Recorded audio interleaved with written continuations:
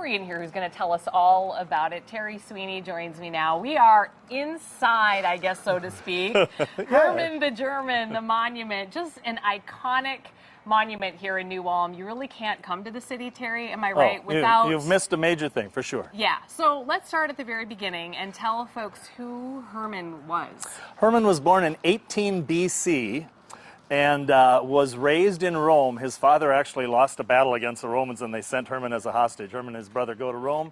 When he's a young man, he joins the Roman army, has no problem following General Varus into France, or Gaul as it was called, beating up those guys. But when General Varus gets the word he's got to cross the Rhine River and now attack the German people, Hermann goes, ooh, that's where I'm from. And so he makes an excuse to go over there and check out the lines and find the best way to attack. And in the meantime, he rallies all of the German tribal leaders saying, the Romans will beat you, they will kill you if you think you can beat them yourself. I'm an officer in their army. I know how they fight. Under my leadership, we can beat them. And in fact, in the year 9, Hermann led the Battle of Teutoburg Forest, and 18 to 20,000 Romans were killed. Wow.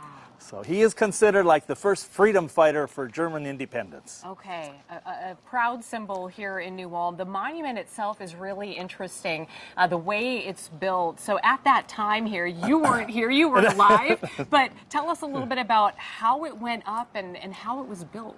I think it started in 1882. There was a whole movement of German brotherhood as they were being persecuted as being too many immigrants into America, and they formed brotherhood associations, the Sons of Hermann Lodges, and so there was one built when Germany became a united country in 1871. The Hermann Monument there in Detmold was built, and this is a replica, sort of, half scale of that. And, you know, it went on, just as fundraising is an issue in modern times, and I guess it always has been, they built it, and it sat unfinished for about 10 years because they ran out of money. Wow. And what's really cool, I think, about this monument is that I think of it almost as interactive in the sense it's not you don't just walk up and go, oh, great monument, right? There are things you can do here. Amy, it takes an outsider's view to change your insight. I'd never thought of it in the terms of interactive, and it's a great way to think of it. It is exactly that. It's impressive as you see it, as you come into town, come up the hill, and oh my God, what is that? And then you get up to it. 102 feet tall to the tip of Hermann's sword. It's pretty impressive. But you can, as you suggested, walk right into it, literally so. And so, yeah, it's pretty cool like that. And the view up there. I mean, can we just turn around and look at this Well, valley? it's a gorgeous, from the top, it's 15-mile view in any direction. Across the Minnesota River Valley is 4 miles, you see to the horizon there.